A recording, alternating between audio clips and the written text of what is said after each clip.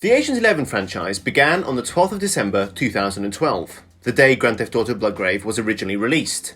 It was the first Machinima KnightHunter Studios had ever put together, and, albeit in hindsight it has some flaws, the story remains fundamental to the franchise, and plays an integral part in the story of our protagonist, Niko Bellic.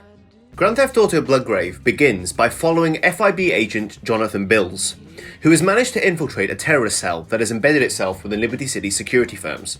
Whilst undercover within the cell, attempting to root out its members, the organisation discovers his true identity and burns him, framing him for a crime he did not commit, and thus he becomes wanted by both the FIB and the terrorist cell. Jonathan is tortured by Bloodgrave, who are attempting to root out the other undercover agents within their organisation. However, he manages to escape and, after a tense car chase, hides out in an abandoned FIB safehouse. After being on the run for quite some time, Jonathan is discovered by LCPD officers and is eventually arrested and transported into custody. However, en route, the convoy is ambushed by said terrorist cell and Jonathan is killed, and the terrorist cell then disappears once more. At the Bloodgrave safehouse, Mikhail Faustin, the leader of the terrorist cell, is revealed. A messenger arrives and notifies him that Jonathan has been killed, but that their assassin was arrested and is in police custody. Faustin, in an uncontrollable rage, kills the messenger and decides that they must take out their assassin before they talk. Niko Bellic, a trusted FIB investigator and soon to be an agent within the FIB's agent program, is sent to interrogate the Bloodgrave assassin. However, Bellic discovers that the people he is working closely with are, in fact, terrorist cell operatives. Bellic decides to take the initiative. He confronts his partners and, when threatened, uncovers their allegiance with Bloodgrave. Niko finds out that their mission was to lure him to an ambush site where Bloodgrave agents were to kidnap him. Bellic gets the location of the meet from them and, in self-defense, kills his two FIB partners. Sometime later, Niko travels to the ambush site and kills every Bloodgrave operative present. In response to this, Faustin and his organisation choose their next target to frame and burn, Niko himself.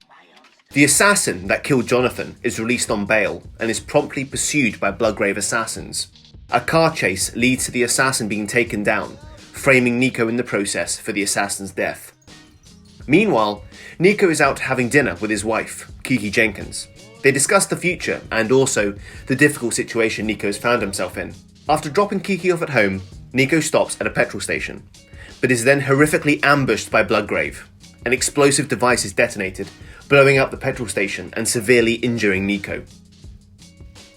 However, Bellic undergoes DNA replacement therapy and is soon on the way to recovery, though, of course, his entire identity has changed because of it. It is revealed that, whilst in hospital, Niko has been in FIB custody after a warrant was put out for his arrest for the murder of the Bloodgrave assassin.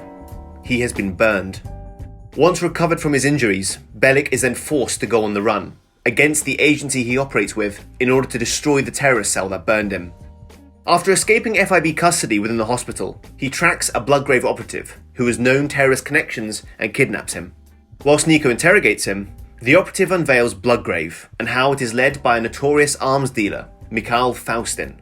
He also reveals how the organisation is set up to frame FIB and LCPD officers who run the risk of interfering with their terrorist and arms dealing operations.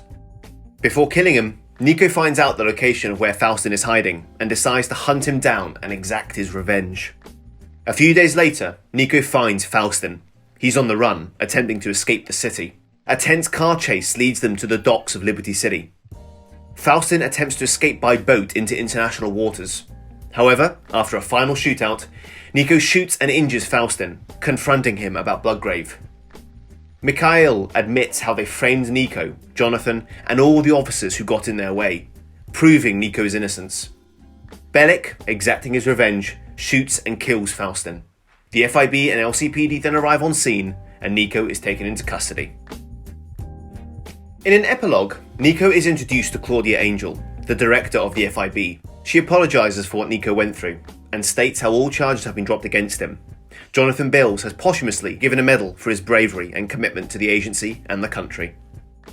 They discuss how Mikhail Faustin and his terrorist cell, Bloodgrave, had operatives embedded in every major security service within Liberty City, and, thanks to Niko's actions, they are making arrests and bringing the organisation to justice. Nico is awarded a position in the Agent program and is given the title Agent 11. Working alongside his new partner, Alex, or Agent 14, the two of them are then sent out to their first assignment as trusted agents of the FIB.